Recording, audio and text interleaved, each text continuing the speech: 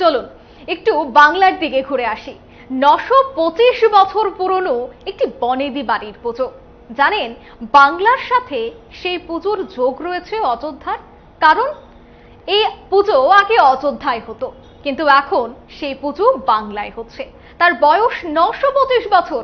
তবে কি রয়েছে ইতিহাস, কি বলছে তারা, চলুন একটু শোনাচ্ছি।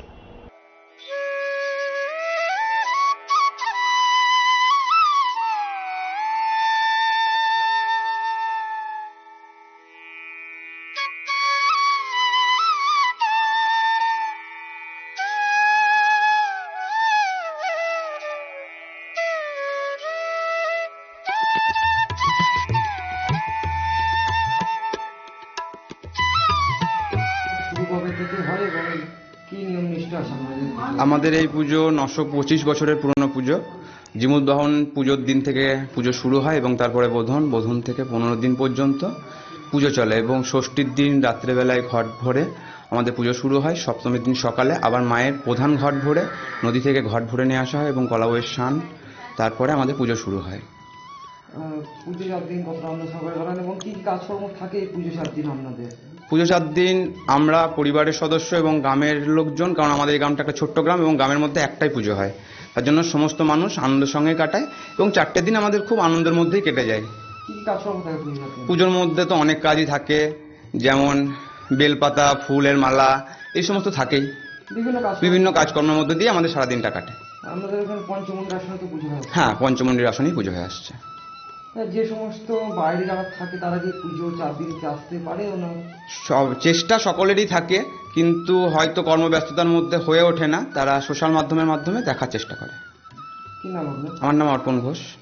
এই পুজোর প্রতিষ্ঠাতা হচ্ছে, এটা প্রায় আনুমানিক 925 বছরের পুজো।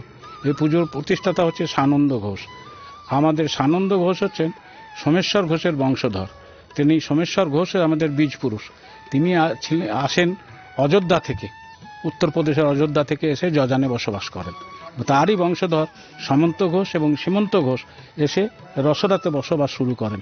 একজন সুমন্ত ঘোষ রসরা যেটা মিউনিসিপ্যালিটি, সেখানে থাকেন, এসে বসবাস করেন। আর সানন্দ ঘোষ এসে এই অঞ্চল কান্দি থানা, কান্দি ব্লকের অন্তর্গত যশোরী আনুকা 2 অঞ্চলের এই রসরা গ্রামে এসে উনি বসবাস করেন, সানন্দ ঘোষ। পুজোর বৈশিষ্ট্যগুলি কি কি আছে? আমাদের পুজোর বৈশিষ্ট্য বলতে, মা এসে পঞ্চমণ্ডলীর আসনে মায়ের পূজিত হন।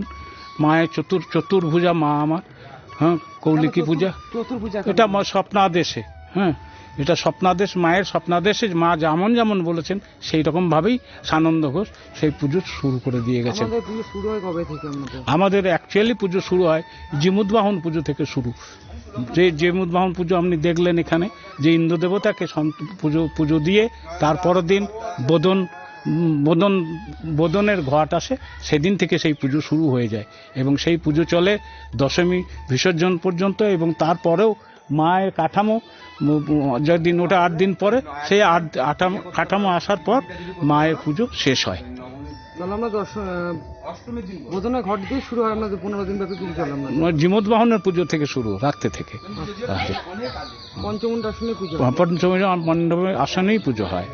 আমাদের কি বলিদানের প্রথা কি আছে? বলিদানের প্রথা ছিল, বলিদানের প্রথা উঠে গেছে।